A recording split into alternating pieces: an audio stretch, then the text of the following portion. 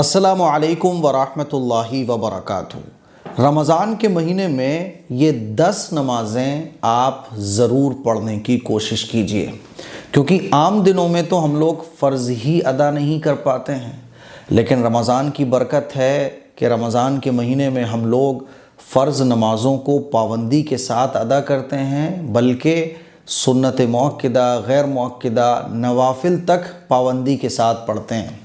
इसीलिए एक माहौल होता है, तो ये 10 नमाज़ें भी हम लोग बड़े आसानी से रमज़ान के महीने में पढ़ सकते हैं। इन 10 नमाज़ों को नोट कर लीजिए और पढ़ने की ज़रूर कोशिश कीजिए। इन 10 नमाज़ों का सवाब बहुत ज़्यादा है। रमज़ान में तो वैसे ही अल्लाह तबारक व तआला 1 के 70 देता है। एक फ़र्ज़ का सवाब 70 फ़र्ज़ों के बराबर, एक नफ़ल का सवाब एक फ़र्ज़ के बराबर। 70 गुना अल्लाह तबारक व तआला अज्र इबादतों का बढ़ा देता है। तो आइए जानते हैं वो 10 नमाज़ें कौन कौन सी हैं जो हमें रमज़ान के महीने में ख़ास तौर पर पढ़ने की कोशिश करना चाहिए, ताकि अज्र और सवाब में हम खूब आगे बढ़ जाएं। पहली नमाज है तहज्जुद की नमाज़। तहज्जुद की नमाज़ की फ़जीलत बताने की ज़रूरत नहीं है। अगर आप चाहते हैं कि आपकी दुआएं कबूल हों, आप चाहते हैं कि अल्लाह का क़ुर्ब आपको हासिल हो, अल्लाह से रिश्ता आपका मज़बूत हो, परेशानियाँ आपकी दूर हों, हर मुराद आपकी पूरी हो, तो बस पढ़ना शुरू कर दीजिए तहज्जुद। अल्लाह आसमान दुनिया पर आकर ख़ुद ऐलान लगवाता है कि है कोई मुझसे मांगने वाला, है कोई मुझसे सवाल करने वाला। सोच कर देखिए कि ये तहज्जुद क्या है भाई। अल्लाह से कनेक्शन करवाने का ज़रिया है तहज्जुद की नमाज़। तहज्जुद की नमाज़ में 2 से 12 रकात पढ़ी जाती हैं। 2-2 रकात करके आप कम से कम 2 रकात और ज़्यादा से ज़्यादा 12 रकात पढ़ सकते हैं। 2, 4, 6, 8, 10, 2 से 12 तक आप जितनी रकात चाहें पढ़ सकते हैं तहज्जुद की नीयत से। सहरी से थोड़ी देर पहले उठ जाएं, तहज्जुद ज़रूर पढ़ें। दूसरी नमाज है इशराक की नमाज़। इशराक की नमाज़ के बारे में हदीस में आता है कि जो शख्स इशराक की नमाज़ पढ़ता है, फ़जर की नमाज़ पढ़े जो शख्स, और फ़जर की नमाज़ पढ़ने के बाद अपनी जगह पर बैठा रहे, और जब सूरज निकल आए तो सूरज निकलने के थोड़ी देर के बाद इशराक की नीयत से 2 या 4 रकात कोई शख्स अगर पढ़ ले तो उसको 1 हज और 1 उम्रे का सवाब मिलता है। अल्लाह अकबर। और रमज़ान में अल्लाह 70 गुना अजर देता है, तो 1 हज और 1 उम्रे का सवाब को 70 में कर दो आप, तो 70 हज और 70 उम्रे का सवाब मिल गया। अल्लाह की शान देखिए आप। इसीलिए इशराक की नमाज़ भी पढ़ने की कोशिश कीजिए। रोज़ाना ना सही तो कम से कम 2-4 दिन ही पढ़ लीजिए। तीसरी नमाज है चाश्त की नमाज़। जो शख्स चाश्त की नमाज़ पढ़ता है तो उसका शुमार आबिदीन में होता है, वो गाफिलों में उसका शुमार नहीं होता। चाश्त की नमाज़ ये जोड़ों, हमारे जो बॉडी के अंदर जोड़ होते हैं ना, उसकी तरफ से भी सदका हो जाता है। जो शख्स चाश्त की नमाज़ पढ़ता है, अल्लाह उसके पूरे दिन के कामों को बनाने का ज़िम्मा ले लेता है, अल्लाह की मदद हो जाती है। और चाश्त की नमाज़ 2 रकात से लेके 12 रकात तक आप पढ़ सकते हैं, 2-2 रकात करके। ठीक है। इसका टाइम शुरू होता है जब आपने इशराक पढ़ी, इशराक पढ़ने के 10-15 मिनट के बाद से इसका टाइम शुरू हो गया, और ज़वाल से पहले पहले आप कभी भी ये नमाज़ पढ़ सकते हैं। चौथी नमाज है अव्वाबीन की नमाज़।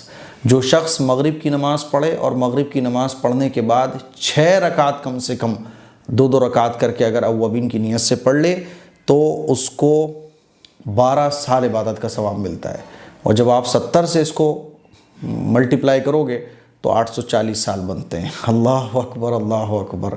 इमेजिन करके देखिए कि अल्लाह रमज़ान में कैसे रहमतों के, बख्शिशों के दरवाज़े खोलता है। चौथी नमाज है सलातुत तस्बीह की नमाज़। जो शख्स सलातुत तस्बीह की नमाज़ पढ़ता है तो उसके गुनाह माफ़ होते हैं। सगीरा गुनाह, कबीरा गुनाह, जलवतों के गुनाह, खलवतों के गुनाह, जानबूझकर किए हुए गुनाह, अनजाने में किए हुए गुनाह, है ना, ऐसे गुनाह जो बहुत ख़तरनाक हैं, सब अल्लाह माफ़ फरमा देता है।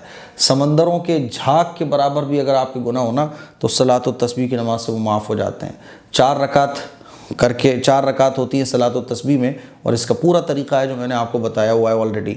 आप यूट्यूब पे इसमें से जिस नमाज का तरीक़ा जानना चाहें तो आप यूट्यूब पर सर्च कर सकते हैं वो नमाज, जैसे तहज्जुद AM कासमी, सलातुत तस्बीह AM कासमी, पूरा तरीक़ा आपको बहुत आसान तरीके से जानने को मिल जाएगा।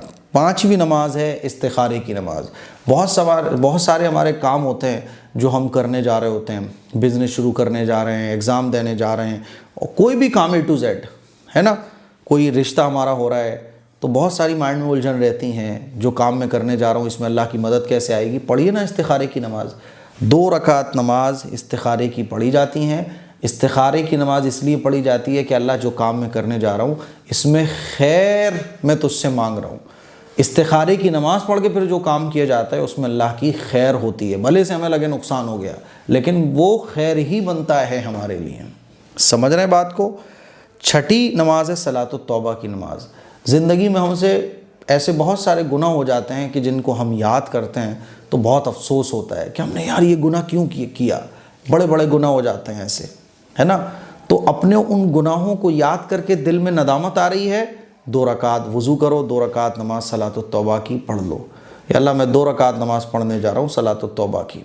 2 रकात नमाज पढ़कर अल्लाह से अपने उस पर्टिकुलर गुनाह की तौबा के लिए अल्लाह से माफ़ी मांगो, अल्लाह से तौबा करो कि अल्लाह वो मुझसे फ़ला मौके पे गुनाह हो गया था, या अल्लाह तू माफ़ फरमा दे। तो सलातुत तौबा की नमाज अपने किसी ऐसे गुनाह को याद करके, जिसको याद करके आप टेंशन में आ रहे हो, लग रहा है आपको यार वो काम मैंने बहुत गलत किया था, इंसान हो जाता है, सलातुत तौबा की नमाज़ पढ़िए। 7वीं नमाज है सलातुल हाजत। हमारी ज़िंदगी में बहुत सारी हमारी ज़रूरतें होती हैं, क्योंकि हम लोग मोहताज हैं। हर इंसान की अपनी ज़रूरत होती है। किसी को कार ख़रीदनी है, किसी को मकान बनवाना है, किसी को अपने बच्चों की शादी करनी है। डिफरेंट प्रॉब्लम्स हैं हम लोगों की लाइफ में। तो पढ़िए ना सलातुल हाजत, वज़ू कीजिए, 2 रकात नमाज सलातुल हाजत पढ़िए, और अपनी उस पर्टिकुलर प्रॉब्लम को अल्लाह के सामने रखिए कि अल्लाह मेरी ये परेशानी, अल्लाह मेरा ये मसला, अल्लाह मेरी ये प्रॉब्लम अल्लाह के सामने रखिए, सलातुल हाजत पढ़िए। 8वीं नमाज है शुक्र के लिए। हमारी ज़िंदगी में कितनी अल्लाह ने हमें नेमतें दे के रखी हुई हैं। अगर आपको ऐसा लगता है कि आपकी ज़िंदगी में वो मोमेंट बहुत अच्छा था, यार वो चीज़ अल्लाह ने मुझे कैसे दे दी, मैं तो इस लायक नहीं था। जैसे अल्लाह ने मुझे इल्म दिया है, मुझे हाफिज़ कुरान बनाया, मुझे आलिम दीन बनाया, मैं समझता हूँ यार इससे बड़ी नेमत तो कुछ भी नहीं है। मैं इस लायक नहीं था कि मैं अल्लाह का कलाम याद कर पाता, मैं इल्म दीन हासिल कर पाता। तो मुझे ये सोच के मेरा प्राउड फील होता है कि यार अल्लाह ने मेरे ऊपर कैसा इनाम किया है। पढ़ो ना शुक्र की नमाज, वज़ू करो, 2 रकात नमाज पढ़ो, और हाथ फैला के अल्लाह का शुक्र अदा करो। अल्लाह तेरा शुक्र, अल्लाह तेरा शुक्र, अल्लाह तेरा शुक्र, अल्लाह का खूब शुक्र अदा करो। ऐसा सबकी ज़िंदगी में कि कई ऐसी चीज़ें हमें मिली हुई है जिसको हम जब सोचते हैं तो प्राउड फील होता है यार। किसी की आवाज़ अच्छी, कोई खूबसूरत, किसी को अल्लाह ने माल दौलत देकर रखा हुआ है, किसी को खूबसूरत बीवी दे दी, किसी को बेहतरीन ऐशो आराम की ज़िंदगी दे दी, किसी को बेहतरीन कार दे दी। तो करो ना अल्लाह का शुक्र यार, शुक्र करोगे नेमतें बढ़ेंगी। 9वीं नमाज है नफल नमाज, क्योंकि रमज़ान के महीने में एक नफल नमाज का सवाब फ़र्ज़ के बराबर हो जाता है। ज़्यादा से ज़्यादा नफल नमाज हम लोग पढ़ने की कोशिश करें। 10वीं नमाज है क़ज़ा नमाज है। हमारी लाइफ में बहुत सारी नमाज़ें होती हैं जो हमसे मिस हो जाती हैं, क़ज़ा हो जाती हैं। रमज़ान के महीने में हम लोगों के पास मौका होता है इबादत करने के लिए, हम जो है ना फ़िक्रमंद होते हैं कि ज़्यादा से ज़्यादा इबादत हो जाए। तो क़ज़ा नमाज़ें भी पढ़ो, ताकि कुछ ना कुछ नमाज़ें जो हमारी क़ज़ा हो चुकी हैं वो निपट जाए। और सबसे पहले उसकी शुरुआत होना चाहिए कि अगर आपकी रमज़ान के महीने में कोई नमाज़ छूटी, उसकी क़ज़ा करो।